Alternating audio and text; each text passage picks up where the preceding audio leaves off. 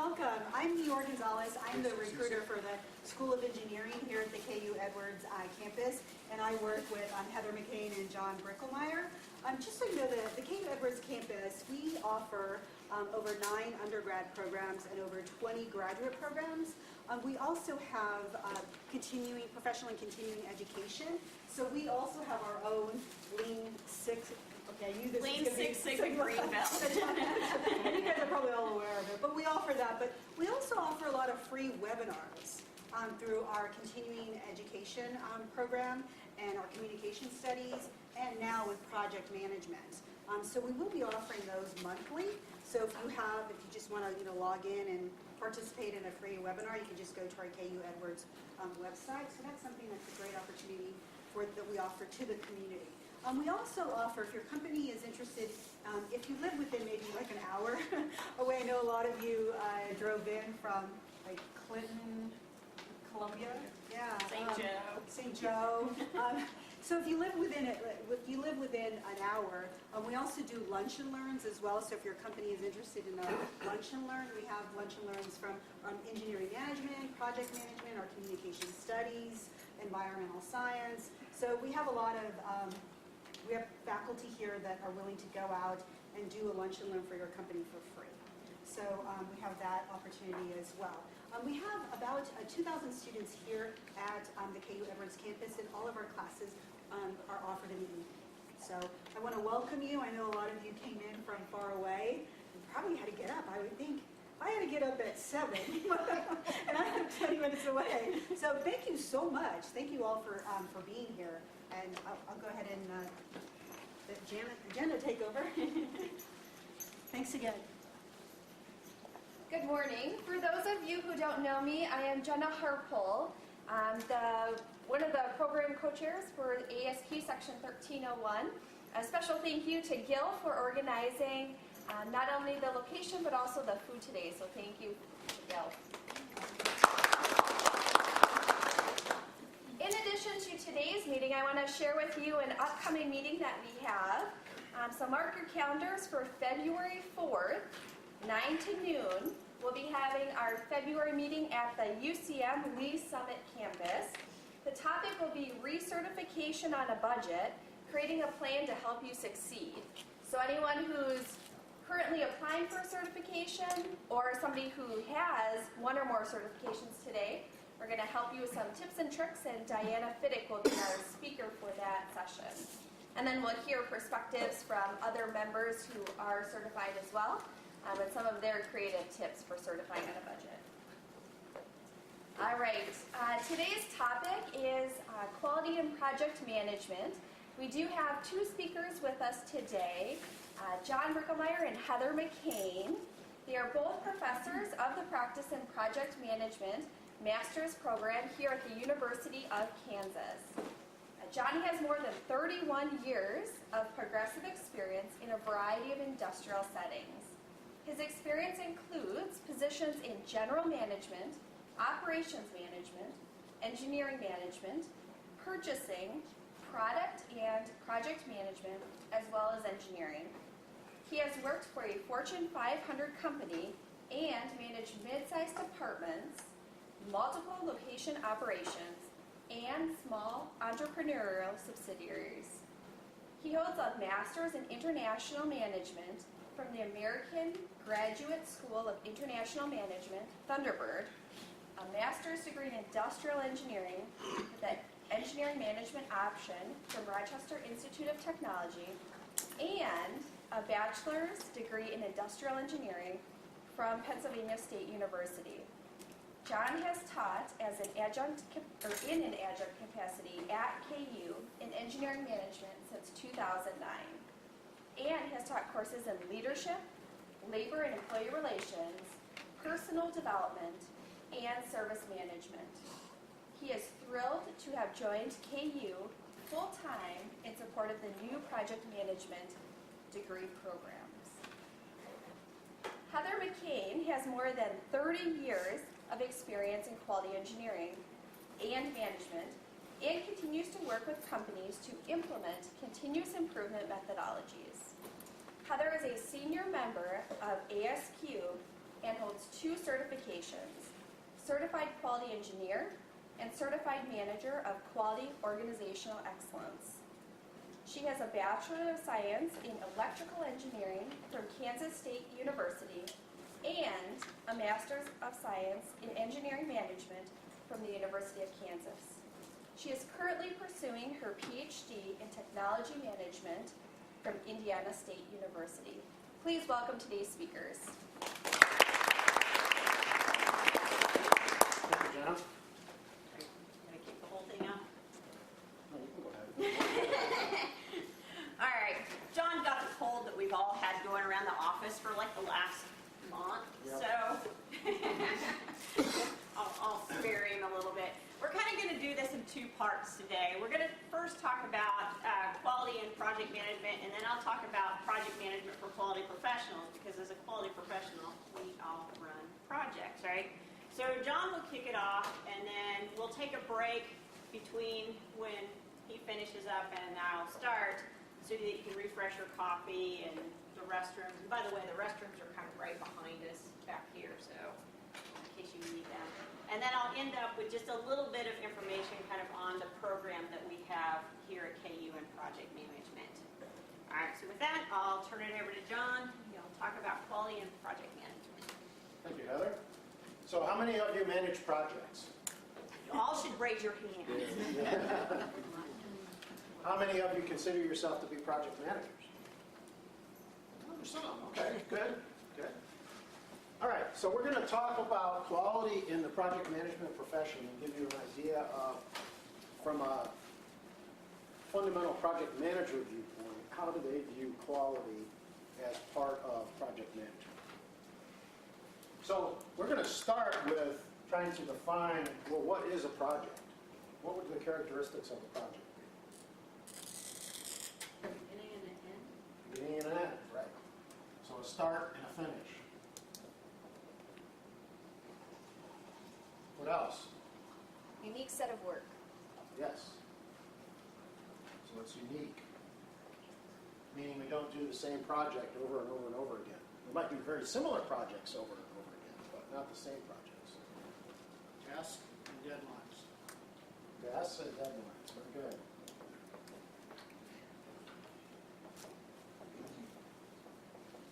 What else? Getting a productive outcome. Pardon? Getting a productive outcome by managing resources. Okay, so managing resources, productivity. Budget. Ah, yes. She's the treasurer, by the way. Budget or lack thereof, right? But many of us are used to having a problem with budget. We also have checks, milestones, gate reviews Okay. along the way. So milestones that we have to meet, reviews. Anything else? Resources.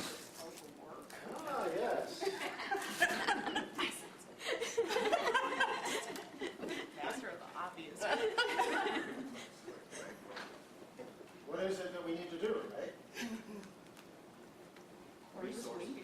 Resources.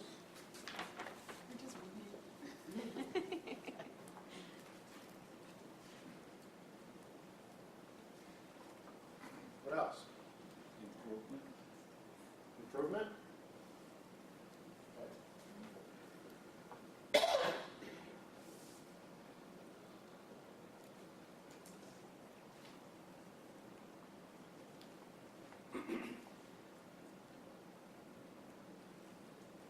What else? Anything else? It requires more than one person. So it typically involves a team, right?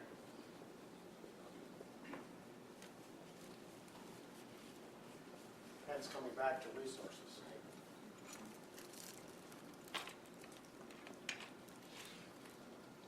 What about the actual deliverable at some point during the project? Oh, yes, we should have some deliverables, don't we? Management support.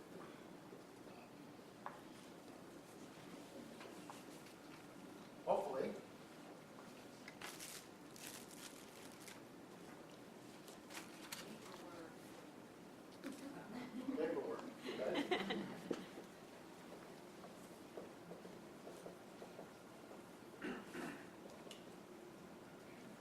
right, so I'm going to take these two things, and I'm going to call that our schedule, right?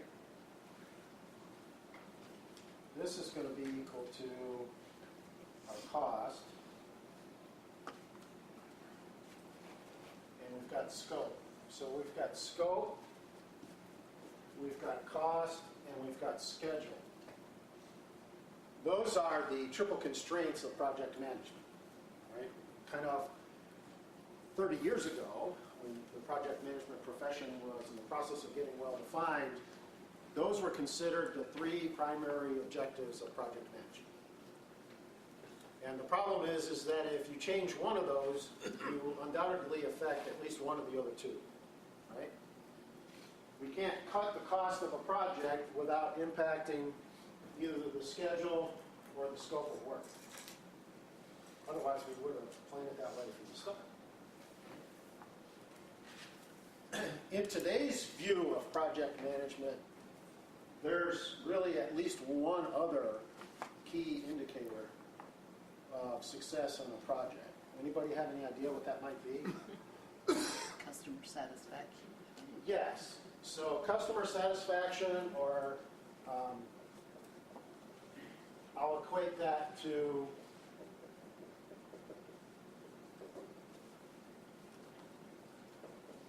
business value. Right? So it's not enough to just achieve the scope, the schedule, and the cost of what it was that we were asked to do. But we also, in addition to that, need to make sure that our customers are satisfied and that we're delivering business value to whatever organization asked us to do the project, whether that's an internal project or whether that's for an external client. Right? We still need to make sure that we're delivering business value. So if we look at this cartoon up here, right, which there's lots of different versions of this cartoon floating around. But in the upper left corner is how the customer explained what it was that they wanted. In the lower right corner is what they really needed. Right? And that's part of the project manager's job, is to not necessarily do what the customer asks them to do, but to really understand what is the root cause of the issue that's causing the customer to ask us to do this project, and making sure that what we deliver looks like this, because that's what the customer really needed to solve their problem. If we deliver the picture in the upper left-hand corner, is the customer going to be satisfied? Probably not. Because it may have been exactly what they asked us to do, but it doesn't solve their problem. Now, they might recognize that maybe that's their fault because they're the ones that asked us to do it. But fundamentally, it doesn't do them any good if they've paid for this project and we've delivered the project and it doesn't solve their problem. In the software industry, this manifests itself a lot in terms of software that's delivered but it's never used by the client. So a company goes through this effort to have this piece of software developed to hopefully improve their business functions. But once the software is delivered, they realize, well, it doesn't really do what it was that we really needed it to do. It doesn't solve our problem, and it never ends up getting used. And so that's a good real-life example of where, the company delivered what it was they were asked to deliver, but it's not of use to the client. Great list of characteristics, by the way. Good job. So PMI, which is Project Management International, it's the international organization for the project management profession, and I should clarify that it is one of many international organizations for project management. So we have a number of them. We have PMI, which is based here in the U.S., but is an international organization, well recognized, probably at least in this part of the world, it's the most widely recognized organization for project management professionals. We have IPMA, which is the International Project Management Association, which is based in the UK, but has organizations around the world as well, and is also extremely well recognized around the world. In some areas of the world, it's much more recognized than PMI. There's IPMJ, which is the International Project Management Association, IPMAJ, I think it is, actually. The International Project Management Association of Japan. And there are a number of others. So there's a number of organizations around the world that are focused on promoting the project management profession. And each of those organizations has some sort of guide to the project management profession. This one, which is referred to as the PMBOK, which is a guide to the project management body of knowledge. This is PMI's version of this is how to conduct project management. Right? And I'll pass this around in a minute for you to take a look at.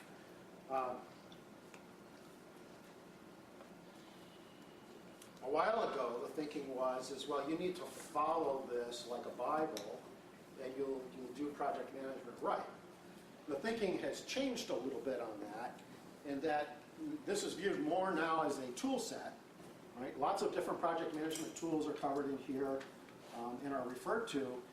And now it's thought of more of, in order to create the best business value, that says that we don't necessarily follow the exact same process for doing project management on every project.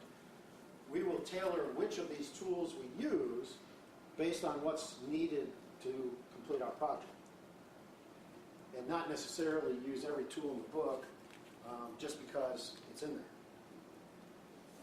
And this one is from the Project Management Association of Japan, so they have their own version, not nearly as thick. This is IPMA's compliance baseline, which is their version of the same thing. So there's a number of these floating around the world, each with their own little twist on it. There's another project that's been ongoing for at least 10 years now, called GAPS, which is the Global Alliance for Project Performance Standards. This is attempting to take all of those different versions of project management standards from all these different organizations and come up with one master. Unfortunately, they haven't made a whole lot of progress in 10 years.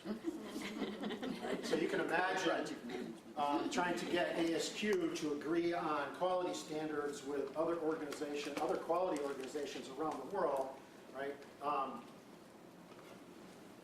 That's going to be difficult at best. Well, same thing is true in project management. Not that it isn't interesting that they try.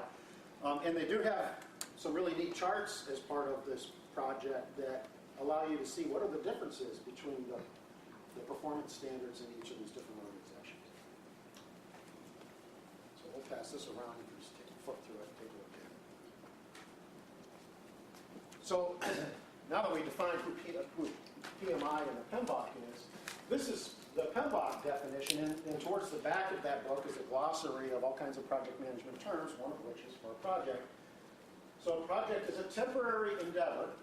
So we talked about it having a start and a finish, right? So it's a temporary endeavor, but that temporary can be either really short or really long. Right? What's the shortest anybody's worked on a project? Anybody? So we did a project in my class on Wednesday night. It was an 18-minute project. Right? They had a task to build a particular tower out of spaghetti and marshmallows and string and masking tape. Right? And they had 18 minutes to do it. So that's a pretty short project. What's the longest anybody's worked on a project?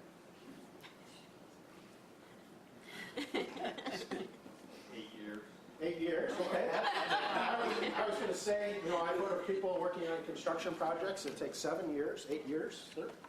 Sure. Now, it could be a really big, complex project, right, that takes that long. If you think about the nuclear power industry, building a nuclear reactor takes many, many, many years, right? Probably more than 8 years. Probably more like 15 to 20 years. Now, is that one project or a group of sub-projects? Well, it could be viewed either way. But that's why temporary comes into play. It's because it does have a start and it does have a finish. We have defined deliverables that we talked about somewhere out here, that once we have met those deliverables, our project needs to come to an end. Now, if TBD, whether we're successful with those deliverables or not, but once we've met what the deliverables are that we've been asked to do, we should end our project. Now, that's not to say that this list of deliverables might not change during the course of the project, right? So that comes back to our scope. Everybody know what scope creep is? So it's constantly changing requirements as you go through the project. And if you don't do a good job of controlling those, right, you can end up with a project that should have taken 1 year that takes 8. Because every time you think you're getting close to being finished, somebody changes what it is that you're doing.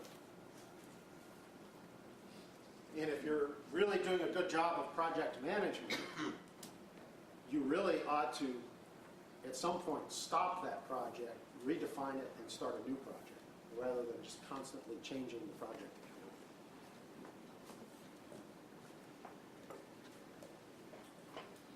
And so it's undertaken to create a unique product, service, or result. So we talked about it being unique.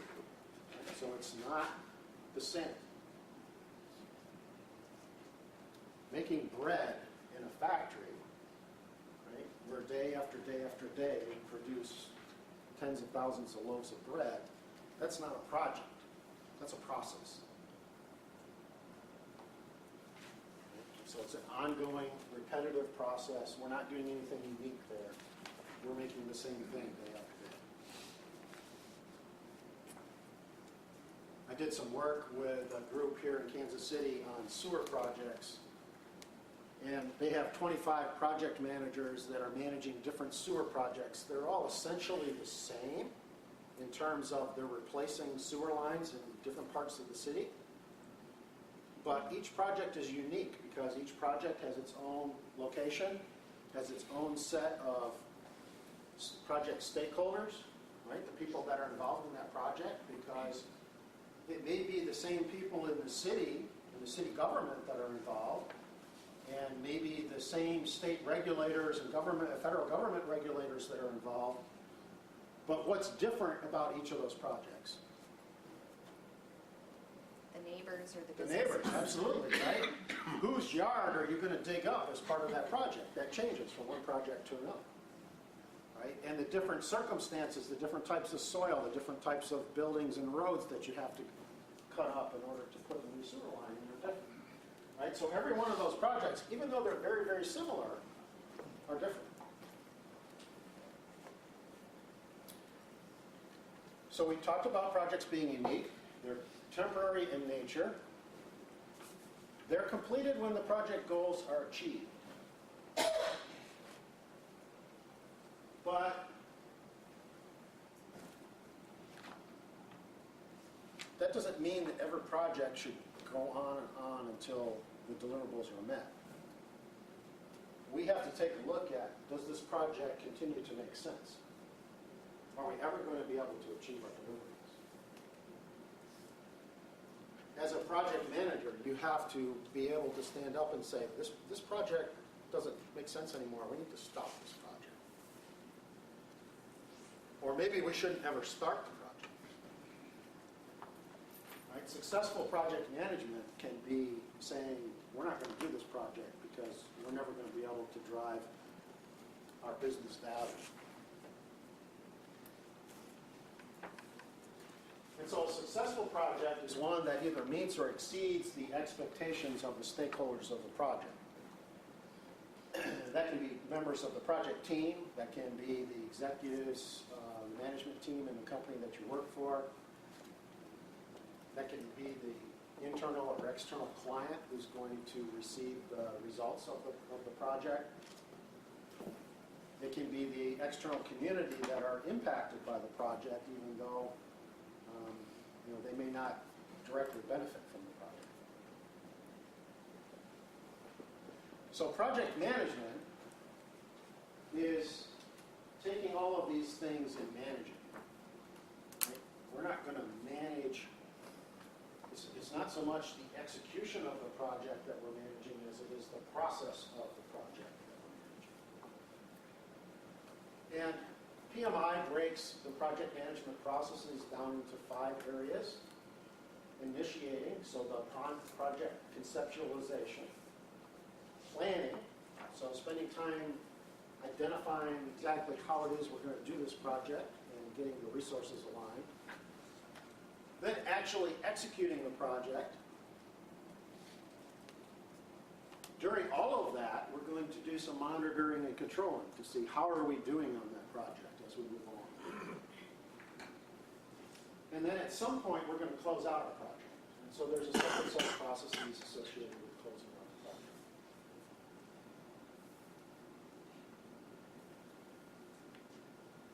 And so project management is primarily concerned with this upfront identifying the requirements, assessing what the needs, concerns, and expectations of the stakeholders are during project planning and execution. Right, so we need to go out and we need to talk to all of our stakeholders and find out exactly what it is that they expect out of this project. And we have to balance various constraints. We have to balance our 3 primary constraints, and we'll add a 4th one, as I mentioned before, a value. Right? So we've got to manage. So we've got to manage value as well. But there's other things that we need to think about. You know, we need to think about our resources. We need to think about quality. We need to think about risk. And risk is an area that I find many project managers don't spend as much time on as they probably should or need to. What do you mean by risk? What can go wrong on the project? What could possibly And go if it does go wrong, how are you going to mediate that? Right? And way too many times, people don't spend enough time up front planning their project and thinking about what are those things that can go wrong.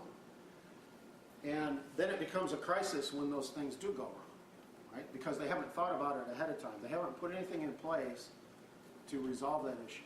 So no plan B. No plan B, right. And then this last statement, as I mentioned before, project management activities are really separate and distinct from project execution activities. So that whole process of planning out the project and managing all the processes along the way is kind of one level of the project. The other level of the project is actually executing and developing what it is that the outcome of the project is going to be. So, any guesses as to how we would label this diagram if we think about the 5 areas: initiating, planning, executing, monitoring, controlling, and closing? Where would they go on this? What would A be? Initiating, right? B? Planning. And in a lot of cases, this is one of 2 primary areas in the project management process groups that gets shortchanged. People don't spend nearly as much time planning as they probably should. That seems like the most critical piece. It is the most critical piece, right? But way too many times, people are really anxious. They're excited about this project, and they want to get on with getting the project executed, and they don't spend enough time planning it first. That tends to drive a lot of scope changes. It tends to drive a lot of schedule problems because you didn't think it through well enough to start with. And so now you have to change what it is that you want to do partway through the project, which drives extra cost. Right? So we start to see why we start to have problems with these triple constraints if we don't do enough planning up front. C. Executing, right? That's where we're going to execute the project. D, which is this big yellow box around all of this. Monitoring monitoring and controlling, right. So throughout all of these processes, we're going to monitor what's going on and make changes as we need to. And then E, the last one, closing. That's the other process that a lot of people don't spend near enough time on. They don't do a good job of making sure this project is adequately closed out because it's a whole lot more fun to go work on the next new project. Right? And so they're off, and particularly where maybe they're going to a different part of the organization. So you had some people that were on loan to the project manager to work on this project. As that project ramps down, they're going to get reassigned and go work for somebody else on a new project. And that other project manager is yanking on them to say, hey, come work on this project. We need to get started. But you haven't finished your project yet. You've still got some things that need to get wrapped up and closed out. And so you say, all right, you can start to spend 3 days a week on this new project and spend 2 days on my project. And what happens? You never see that person again, right? They go start to work on the new project, and that consumes them 6 days a week, and you never see them. And so you don't get things properly closed out on your project. One of the key things that you need to get out of the closing process are what are those lessons that we've learned from this project that we maybe can apply to other projects in the future to help do them better. And we find that that's an area that lots of companies don't do a very good job of. They may talk about them, so you may have a closing meeting as part of your project where you talk about, well, what did we learn on this project? How are those documented? Well, oftentimes they're maybe documented in some notes from that meeting at best. But do they go into a searchable database that allows other project managers in the future that have a similar type of project or a similar problem to go in and search for how did we solve this problem in the past? And so that same group of 25 project managers that are all doing sewer projects, they have no system in place in that organization to document lessons learned.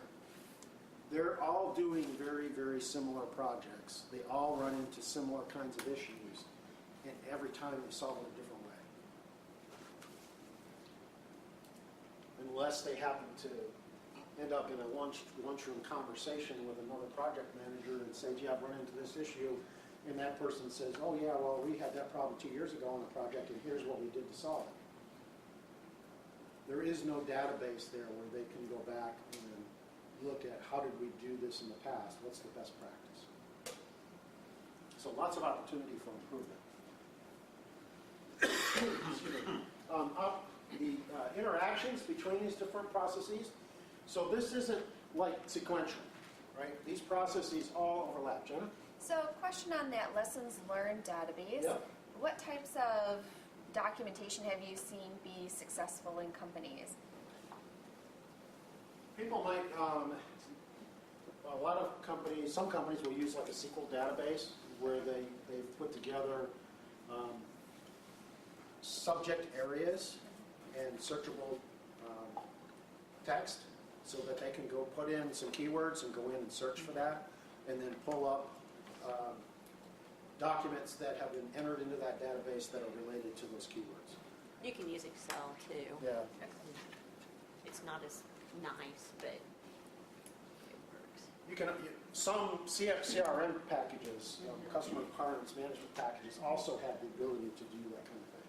Yeah. And that's where I've seen it used as well in the past, is developing a knowledge database within your CRM package that allows you to go in and search for how did we fix this in the past.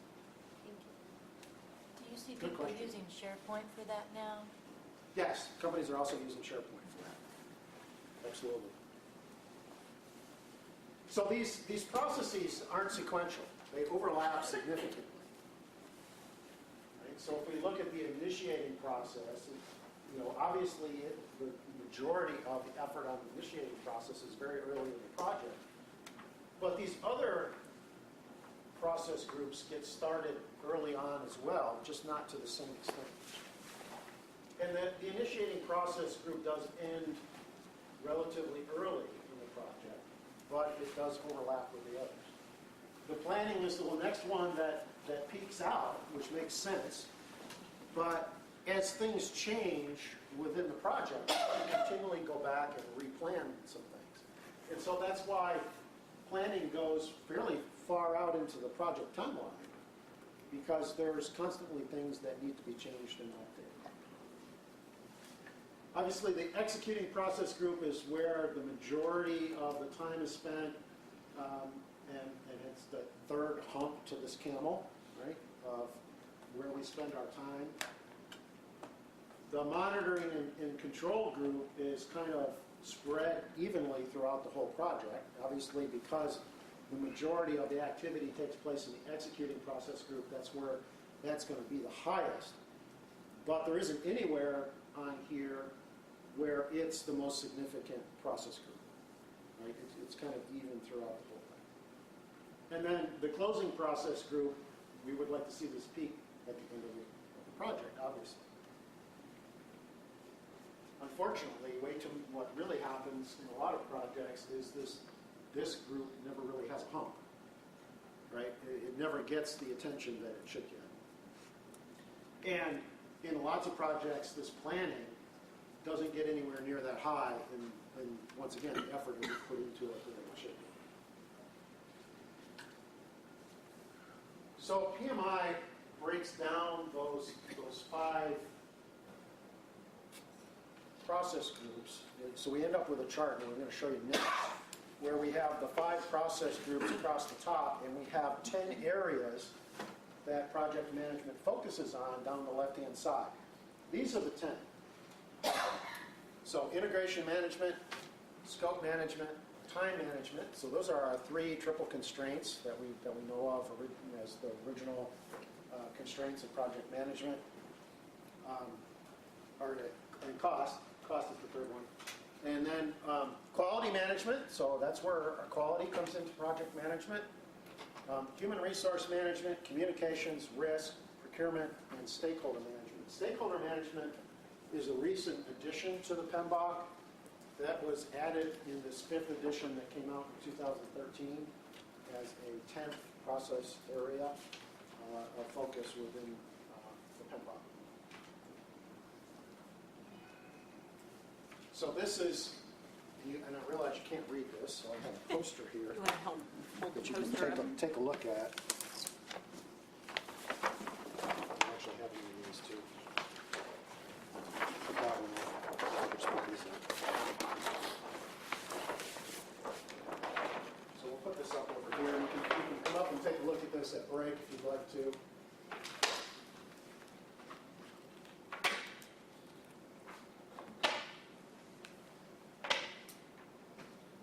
So we have our 5 process groups across the top: initiating, planning, executing, monitoring, controlling, and closing.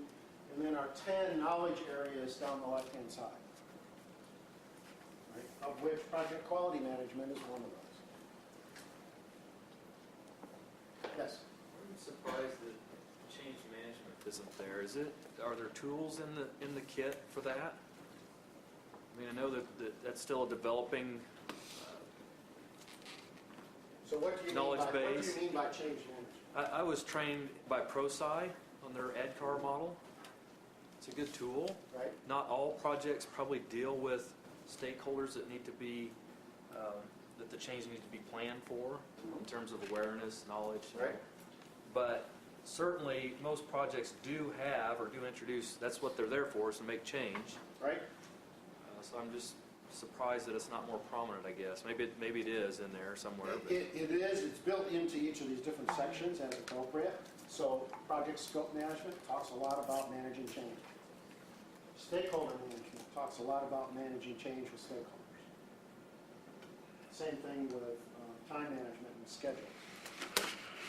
So there's 2 elements of time, one to the project planning and the other to the execution. That's right. Yeah, okay. Yep. But yeah, change is something that we talk about extensively within project management. Absolutely.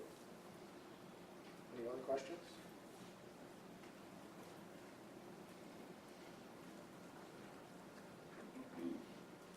So what is quality? Well, The first one is the ASQ definition of quality, a subjective term for which each person or sector has its own definition. Right, the characteristics of a product or service that bear on its ability to satisfy stated or implied needs, and a product or service free of deficiencies. The PMBOK definition of quality in the context of a project is that quality can be defined as the degree to which a set of inherent characteristics fulfills project requirements. And I would say that from our viewpoint, that definition is changing slightly because it's not only fulfilling project requirements, but now it's really also focusing on fulfilling project requirements and adding business value.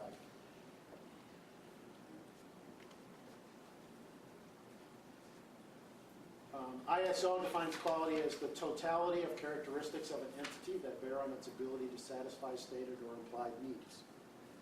So those are all very, very similar. Not identical, but very similar. Other experts define quality based on conformance to requirements, meeting those written specifications, or fitness for use, ensuring a product can be used as it was intended. Right? And I would say that in our definition of adding business value, and if we think back to our cartoon that we started with, this product can be used as it was intended. We can think of it in terms of our project solved the problem that the customer had. Even though that may not be exactly what they asked us to do, we ended up solving the problem. So what is quality? Well, if we think about this in terms of an automobile, it's the ride or reliability or fit and finish or the sound of it, how quiet it is. Some people's view of quality in an automobile is, does it get me from point A to point B? Right? They may not care so much about these other things. They look at an automobile as just strictly transportation. Food, what's the test? Smell, color, texture, freshness. Right? In terms of a project, what's the scope? What's the cost? What's the performance that we get out of that? And what's the business value that's generated by that project?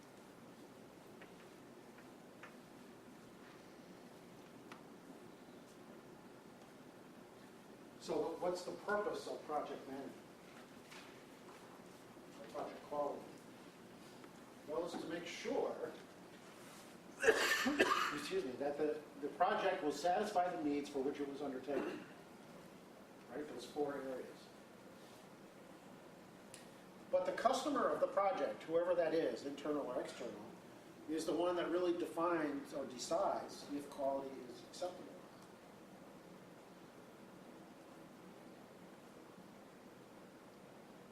And so both quality management and project management recognize the importance of customer satisfaction. Prevention over inspection, right? We can't inspect in quality.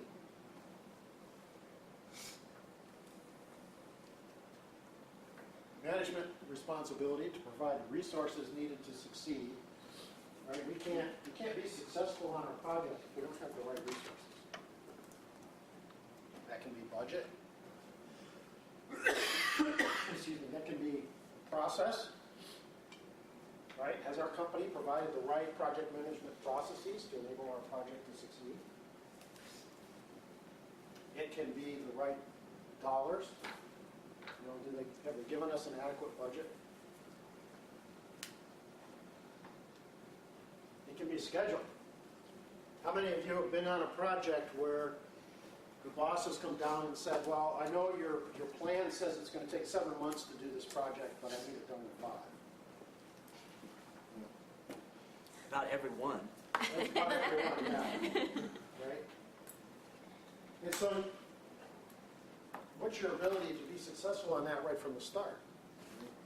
To really do it right, your plan says you need 7 months, but you only have 5 to do it. And I guess when I mentioned management support, that's kind of what I was referring to is Absolutely. they ask you, well, how long is it going to take? And you give them a pre-thought out time frame and can demonstrate that or show that, and yet they come back and say, okay, now you need to shave 2 weeks off of that. Well,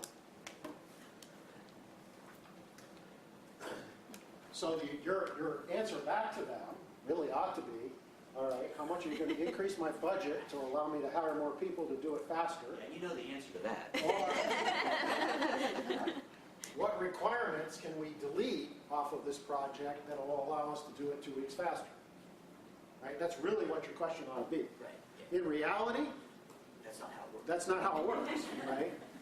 A lot of us end up saying, yes, sir, yes, ma'am, and we work extra hours to try to accomplish the project in the time frame that we've been told that it needs to be done. But what often happens then is the quality of the project that we do suffers in some manner, right? Maybe some of these other things don't get done as well as they should.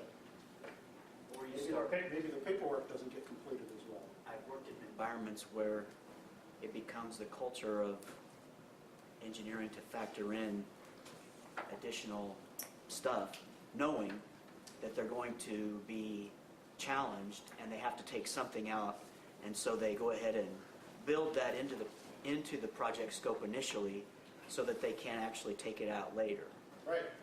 So if you've learned over time that management always asks you to do the project 30% with 30% less of whatever, whether that's time or cost or whatever, you eventually start to build that into your plan, right? So you add in a 30% cut factor so that when they cut it, you've got what you needed to start with. And those are horrible cultures to work in. Yes, they are.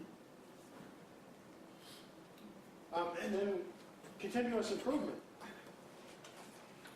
You know, project management is very much focused on continuous improvement and trying to drive those improvements to reduce cost and improve consistency over time. Hence, project management's focused on lessons learned and how can we use that to improve our projects in the future. Now, as I said, that's not necessarily one of the areas that project management does really well. There's certainly lots of opportunity for improvement there, but it is a key point in the process. So within project management, project quality management, there are 3 processes. So there's 47 processes overall on this chart in those 5 different process areas and 10 different knowledge areas. Within project quality management, there's 3. Planning quality, so identifying what those quality standards are that are relevant to the project and how we're going to satisfy them. So that ought to be part of our planning time on this project. Second one is performing quality assurance, so periodically evaluating the overall project performance to make sure that the project's going to satisfy the relevant quality standards that we have, that we identified when we planned it.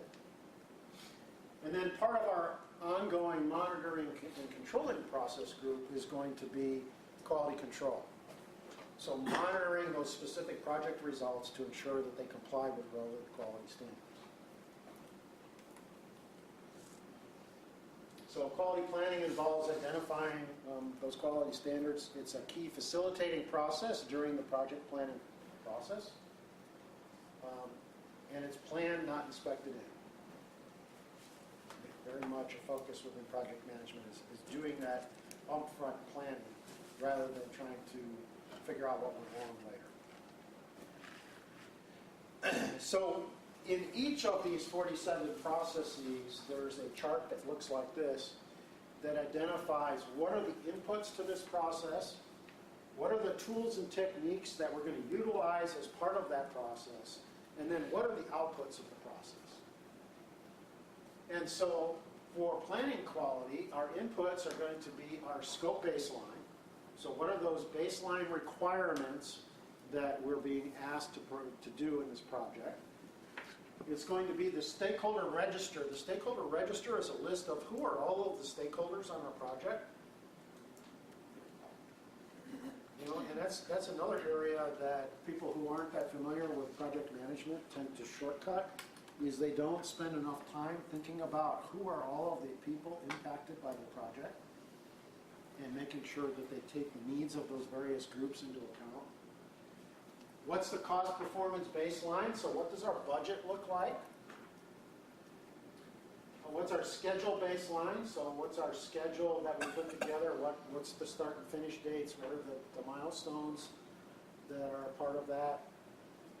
What's our risk register? Our risk register is just that. It's a list of all of the risks that we've identified on the project, and how are we going to mediate each of those risks if they occur. And then we have enterprise environmental factors. These last two are consistent across most of these processes. Enterprise environmental factors is kind of what's the corporate environment in which we operate. And organizational process assets are what are the things that our organization has to support us with. And so we're going to use those inputs to plan quality. We're going to go through and use this set of tools and techniques in order to plan that.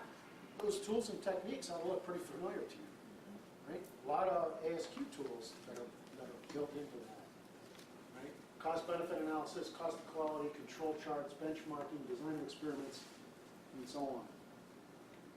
So a lot of standard quality tools are built into this in terms of those are the things that we're going to use to plan quality. And then the output is first of all, a quality management plan for the project. So how are we going to manage quality throughout the project? What are the quality metrics? Might be quality checklists that we need to go through and maybe as part of our monitoring and controlling process, looking at, have we checked for that? What's our process improvement plan? And then what kind of project document updates do we need to do as a result of having put this quality plan together? The next one is perform quality assurance. So the process of auditing the quality requirements and results from quality control measurements to ensure that the appropriate quality standards and operation definitions are met. So are we seeing the level of quality in the project that we expected when we put our quality management plan together? And of course, continuous quality improvement is a key to that as well.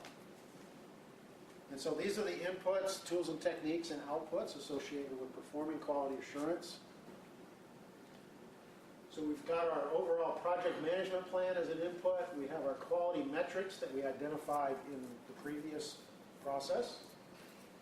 We have our work performance information. So as we're moving forward in this project, we're getting data back from how are we doing on this project.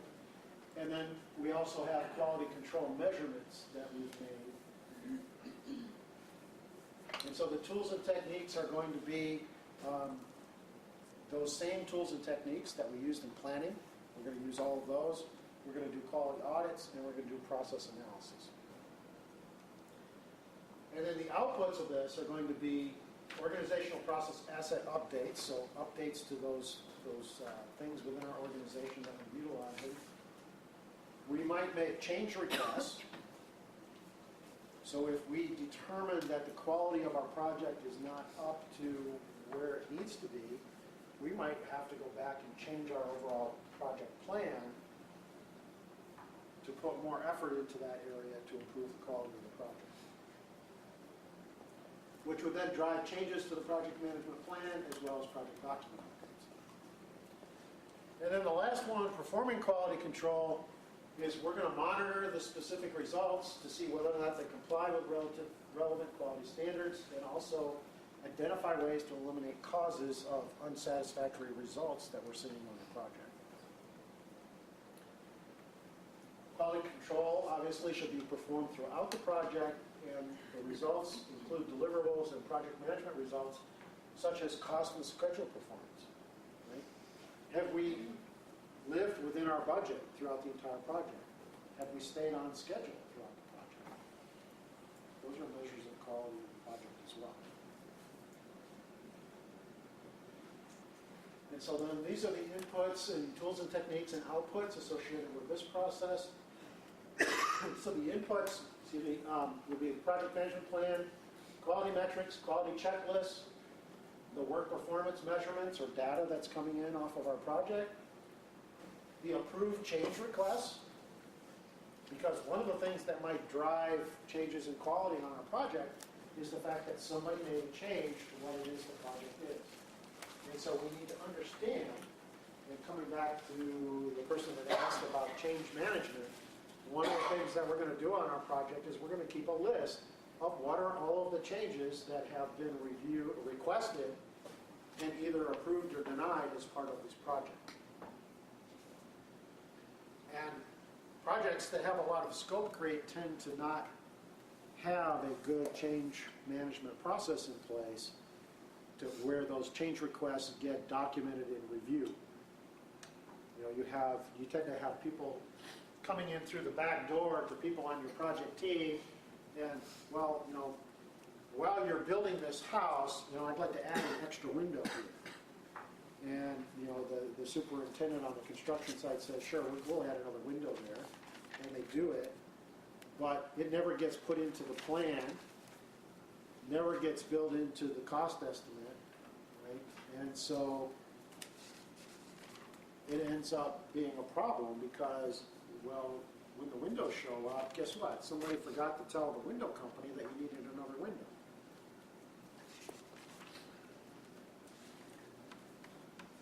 And then, deliverables and organizational process asset. Lots of what should be very familiar tools and techniques to all of you. Once again, lots of quality tools. Cause and effect diagrams, control charts, flow charting, histograms, all those same kinds of things that you're familiar with. Right? And then the outputs are going to be what are the measurements that we get out of our quality control efforts. We maybe validated changes, right? Or validated the deliverables. The one question that we need to be asking early on in the project during the planning, maybe even the initiating phase, is how are we going to measure the success of our project? How is the end client going to know that we delivered what it is that we said we were going to do? And so we need to be able to validate our deliverables and say, well, our deliverable was, what's a good deliverable from one of your projects? Come on, The don't product touch it. launch on time. What's that? Did the product launch on time? Okay, so end date, right? So that's an easy one to measure, right? Did we meet the date or not? Are we late? Or are we early? On drawings. Can being early be a problem? Yeah, absolutely.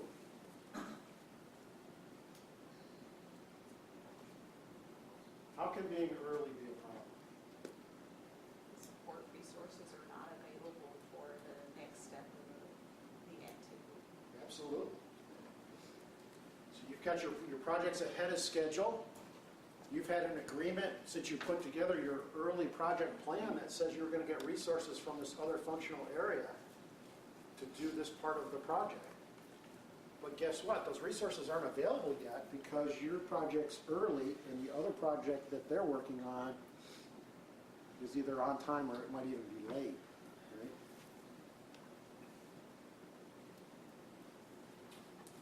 The other place where this really can be a problem is if you work in a small company and you have to make capital investments as part of your project. And so you tell the finance people within your company that you need $100,000 on April 1st to go buy this piece of equipment that's associated with this project. Two ways that can be a problem. One is if, well, your project's a month ahead of schedule, and so on March 1st, you go out and order this piece of equipment and spend the money, but you forgot to tell the finance folks that you were going to order it early. And in this small company, they don't have an extra $100,000 in cash sitting around. And so now they've got a bill that they don't have the money to pay. Or the way that can flip-flop the other way, in that your project gets delayed a month, April 1st comes along and the finance people say, hey, we got this $100,000 sitting here that we made available to you, how come you haven't spent it yet? And you tell them, well, we're not going to need to spend that now till May 1st. Well, the finance folks aren't going to be very happy with you because maybe they went out and borrowed that $100,000 from the bank and now they're paying an extra month's worth of interest on that they wouldn't have had to had you kept them up to date.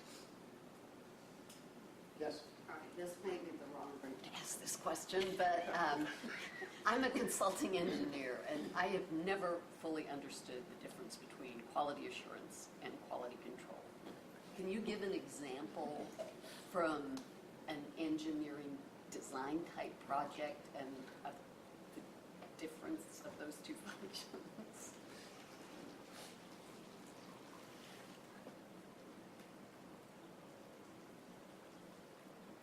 And I'll probably get myself in trouble with this group.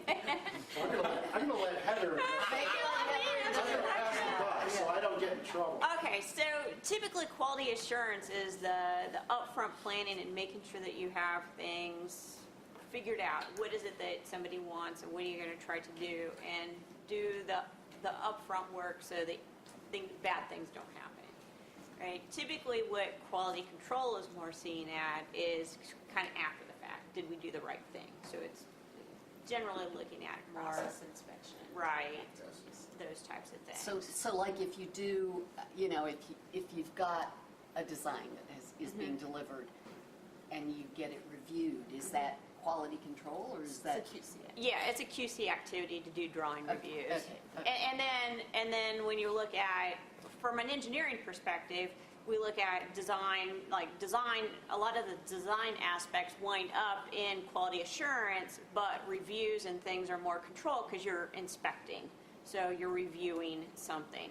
And then if you have like an engineering change order, that's really an error, even though nobody likes to call engineering change orders error. They're really errors that happen because now you're making a change to a drawing. So they wind up being part of a quality control aspect of where you're looking for mistakes. Now, I'm an engineer, and I have I've written ECOs before. I thought I was doing it, everybody writes ECOs when you're an engineer. But when you look at it from a quality perspective, you're fixing a problem. So it's really, it's really an issue, and you should strive for less. But I know anybody in here who's worked in engineering will know that engineers sometimes think ECOs are not problems. Right? Anybody else have any examples? Go for it. Well, I'm on the pharmaceutical biotech side of business, and there are certain, we do installation qualification, operation qualification, process qualification. So those are what I would consider to be the quality checks. There's also an engineering commissioning that's going along as part of the project as it's being installed.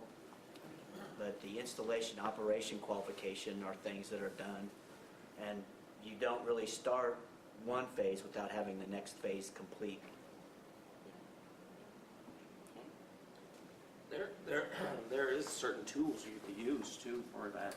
Your PFMEAs, you could use your 2PK Kaizens, 3P Kaizens, and those are part of your projects that you can implement to prevent those things from happening too, right? Design of experiments. Absolutely.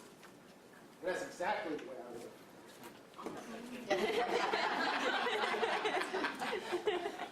See my yin and yang thing there? That's what that is.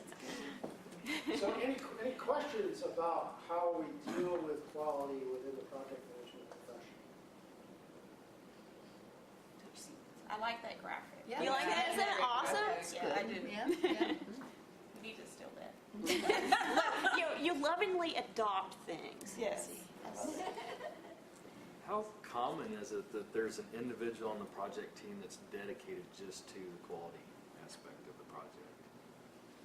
Is that, my experience is it's not very common. It varies significantly with the size of the project.